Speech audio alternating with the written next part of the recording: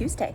It is Teacher Appreciation Week, and my son's teacher is at my school, so I wanted to go ahead and share with you what I got her for Teacher Appreciation Week. Let me show you. Now, I take zero credit for this idea. It was literally on TikTok, but this really cute little spinning organizer was on Amazon. We got some chocolate in one.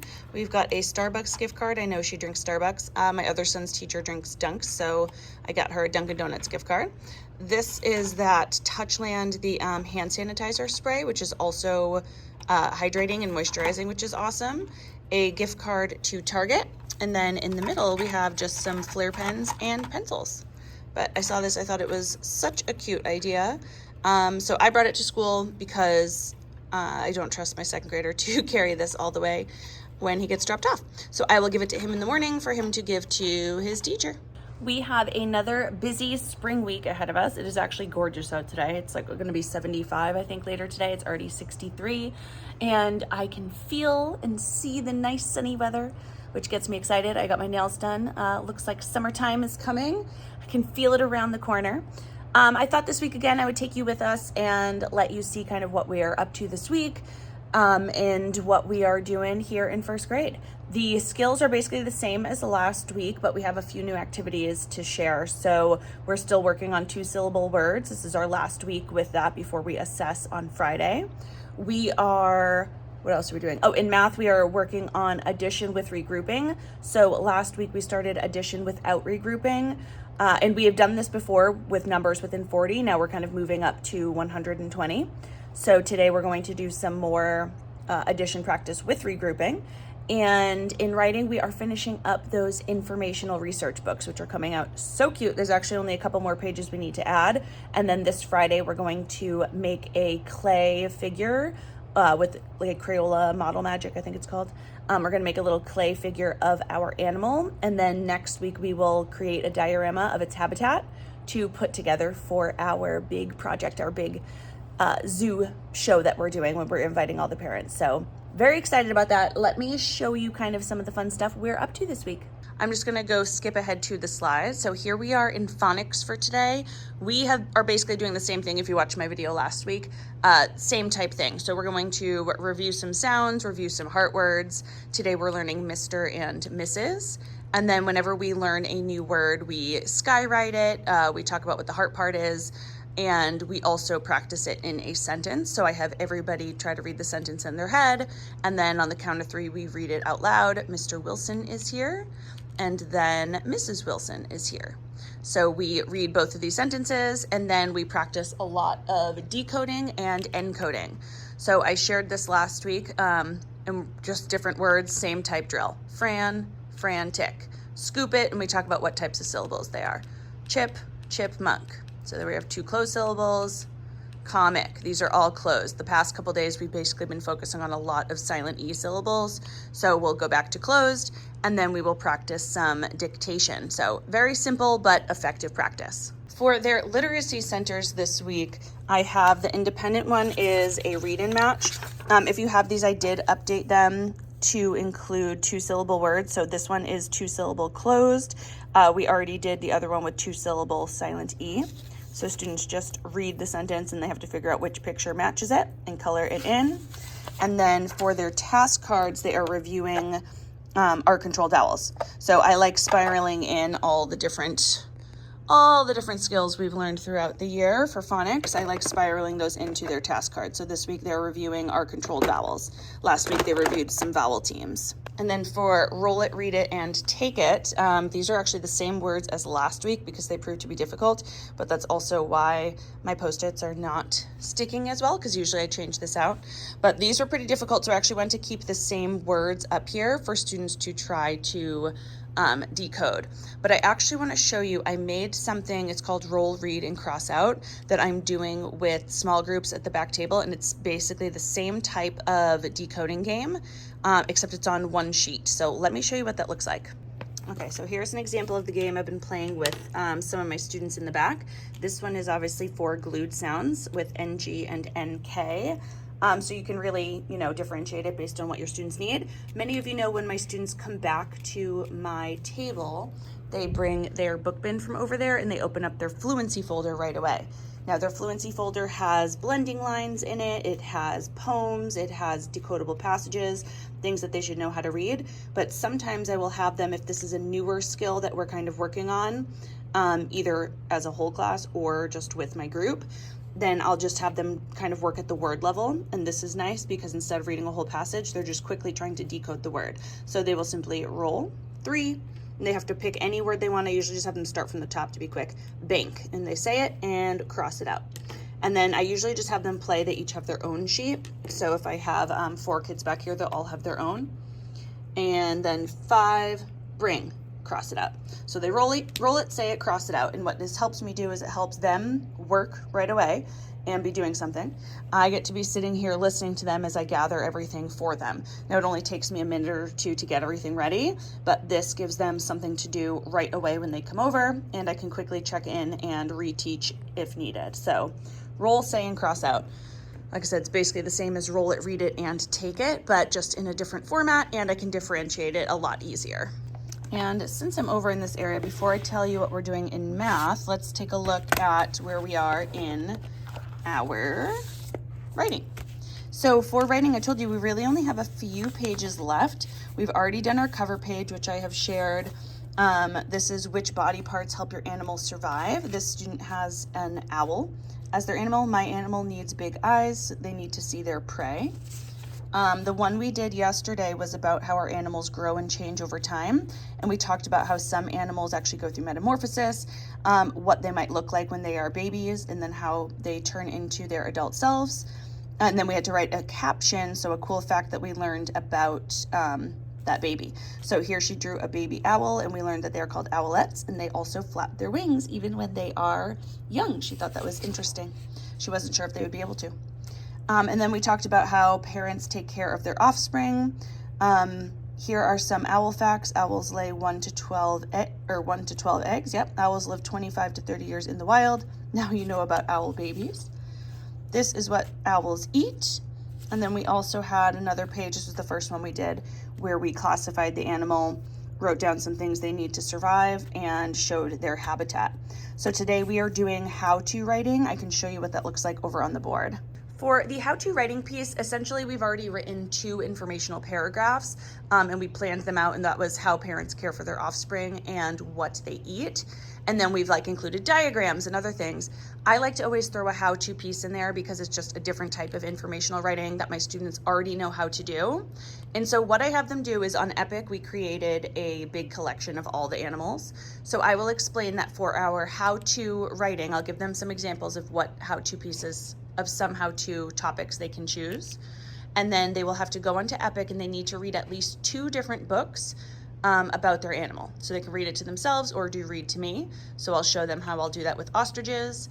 And then I of course won't read 2 full books, but I'll take some of the information I learned, and then I will apply it into my how-to piece. So I'm saying how to protect yourself like an ostrich. And here are some pages from the Epic book that I'll read out loud. And I will show them how I can use that information to create a how-to piece. So it says ostriches use their long, strong legs to stay safe. They hurt predators with a powerful kick, and their long toes and thick nails also hurt predators. And then this one down here talks about how fast they can run. So I will take that information and say something like, first, ostriches have really long, strong legs that help them run away from predators. Next, their long legs also help by kicking predators. And then I'll talk about their toes or something like that. And then each picture will match. Now, in the past, I've had students do, how to find a shark or how to find an owl in the woods. And again, they just have to use the information that they know. So if they were doing how to find a shark, they'd say, okay, first you need to get on a boat. Then you need to go out deep into the ocean. So this is a fun one because it gives them a lot of choice in what their how-to topic might be, but they still have to use information that they read to provide what they're going to write, if that makes sense. So this is what we're doing today to add to our book. Okay, and then for math, we started with our math talk. These are my numbers to 120 slides. I just pick a couple of each kind. We actually did the riddle one today. I want to show you this one. I don't know if I showed this one last week, but what's the number? So I said the number is in between 36 or 37 and 86. So we talk about first, like, okay, what numbers could those be? Now the number is greater than 42. Okay, the number is less than 68. This number has 5 tens and it's an even number. So we kind of talk about all the different answers that it could be, and we write them down on the board and make sure we have all of them. That's a fun one for them. And then also hit the target, which I know I shared last time. So after our math talk, we go into our lesson. And our lesson this week is we are back to regrouping. So it says we can regroup when adding 2-digit numbers. So we're back to regrouping and the numbers are larger now. We're working within 120. So I really wanted to do this kickoff lesson where we focus on when we have to regroup. So I started with 55 plus 2 and I just grabbed the base 10 cubes, put them in the middle of the circle, and I asked students to tell me, do we need to regroup? Why or why not? And we talked about what regrouping is, what that looks like, and how we only need to do that if we have 10 or more in the ones place. And then I gave them another problem, 55 plus 7. We talked about how we do need to regroup, and I showed them how we do that on the mat. Then for our practice, and I have a lot of hands-on practice we're going to be doing this week with regrouping, because I want them to practice actually stacking it like this as well as building it with the cubes. So let me show you the game we played. So as always, we had a partner. This is a partner game. One partner is the stacker and the other is the builder. So stacker is over here. They are writing the problem down. And in order to make the problem, what we did, and I showed it up on the board, I said, first you're going to roll 2 dice, then you're going to roll a 10-sided die. So everybody got 2 dice and they could just roll it. And I told them they get to pick the number, so whatever they like. It could be 45 or it could be 54. They would choose the number they want. Let's say we picked 54 and they would write 54. Pretend I have a marker. And then the other person would build it with the cubes, 54. Now to decide our second add end, instead of rolling another dice, what I did is I gave everybody a 10-sided die. I have this little pack here of all different colored 10-sided die. And you know, they're fun and novel for them. So I gave students like a fun little purple one or a different color, and they would then go ahead and roll to see what they're going to add. So in this case, it was 0. So we would have 54 plus 0. They would have to add it up, write the answer, and the person building would have to see if they got the same thing. Now, of course, with 0, we didn't have to do anything, but if they got 9, for example, and they wrote 9, they would have to regroup. And that is why I wanted to use this die, because I also wanted students practicing just that double-digit addition, only adding 1 single-digit add-end, but sometimes they have to regroup and sometimes they don't. And I wanted them to really be able to recognize when they do and when they don't, both with building and with stack math. So that was our goal yesterday. So those are some of the things we did yesterday. I'm gonna finish getting ready for today.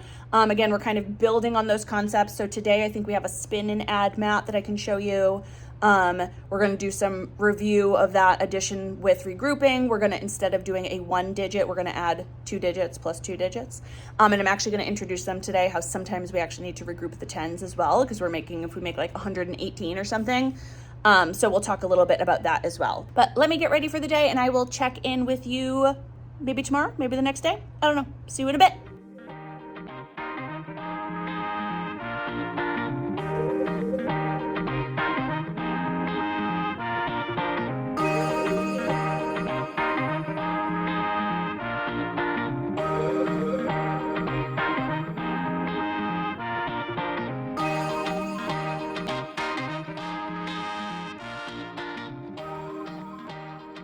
Good morning, happy Wednesday.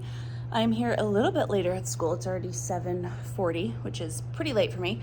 So I definitely have to get some things ready, but I wanted to just pop in and say hello. Got my hair down today. We have our mentor meeting celebration after school today. So because I'm new to the district, I have a mentor this year who helps me figure out all the new things that are, district specific, as well as helps me with anything else I really kind of need. There are actually 3 new teachers on my team this year, so all of us, along with our mentors, are actually going to go to this little mentor celebration that they have in town, and then we're going to go out for a couple drinks after, so I'm very excited about that. All right, I know I shared yesterday what we are up to in phonics, math, and writing, so let me take a look at what we're doing today, and I'll see what I can share with you.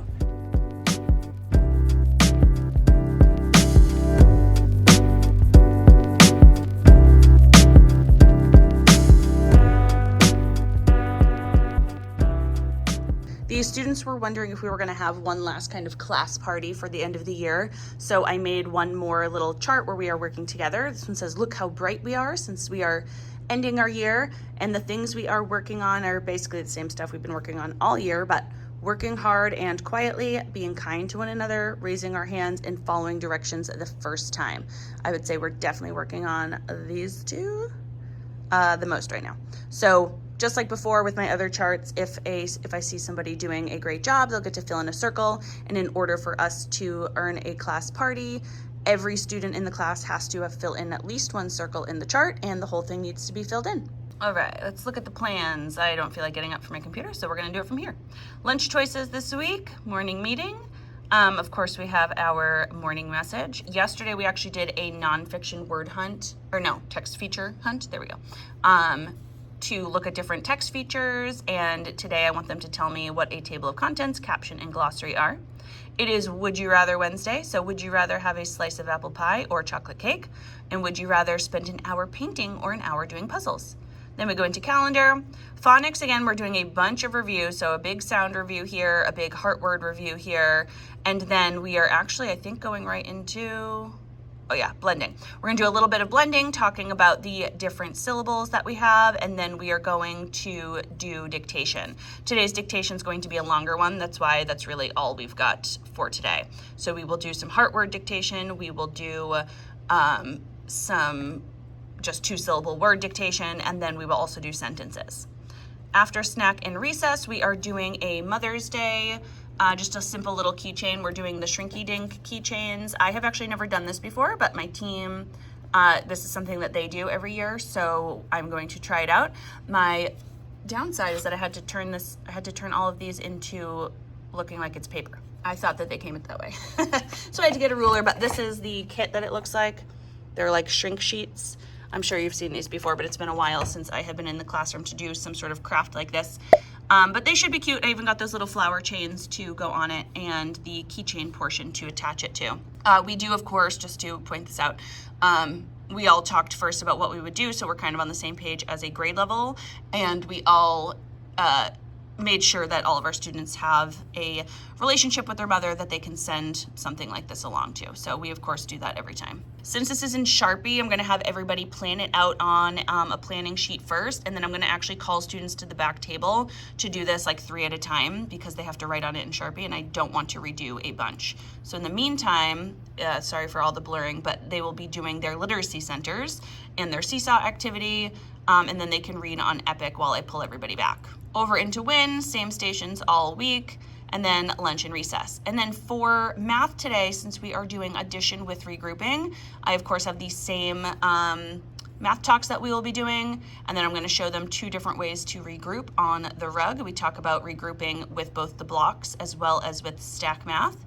And then they are going to go into centers. So, or different rotations. I'll have 2 15-minute rotations like I've shown you in the past before. So one group will meet with me, one will be with the math coach. And then the last group is spin and add, which is what we played yesterday. So I can actually show you that sheet because it's slightly different than the ones we used before. So 2 different rotations of that. And then over to writing, today is Fun Fact Day. This is a nice, simple one. We had a lot of the how-to one took a lot of time yesterday, so some of my kids will finish that up, and then they will just share 3 fun facts about their animal. And then for the last part of our day, we are doing the mystery science all about animal habitats. This is the sheet that it came with, and this has been a fun one just to talk about why there are a bunch of bighorn sheep at this park in Colorado. So we're kind of doing a little exploration to figure out why that is happening. Just to show you real quick the math mats, because I know the other game I showed you before, we had just the stack math, and then we did the 2 dice and the 1 die. So this one, of course, they are definitely going to be regrouping with every single spin. So they spin it here, they just spin it twice to find out their 2 different add-ins that they're going to be adding together. But this one does have a 100s place because some of these numbers will require them to regroup in the hundreds, which is what I showed them yesterday. Actually, some of them, which I did not intend to happen, but it did happen, and it was a pretty good challenge actually for many of them. Some of them you had to regroup twice. So we regrouped into the 10s place, and then we had to regroup again into the 100s place. So just a little extra challenge for them today. Of course, during these review stations, I purposely put students together so the students that will be working on this sheet are ready for that challenge, and the other students will either be back with me or with the math coordinator at the back table working on something more at their level. So while this was a good challenge for everybody yesterday, today the only people that will still really be working on it are going to be the ones that can kind of handle it, if that makes sense. But that is what we are up to this week. I kind of walked you through 2 little days there. Again, if you have any questions, comments, please let me know down in the comment section. These next couple weeks, I actually really want to go through and kind of organize my classroom and see what I'm going to be keeping for next year, what I'm going to be changing. So if you're interested in hearing about that, also let me know because I can make a whole video on that too. As always, I hope you enjoyed this video. If you did, give it a thumbs up so I know. Make sure you are subscribed to my channel and click that bell. That way you're notified of every new video. See you in the next one. Bye.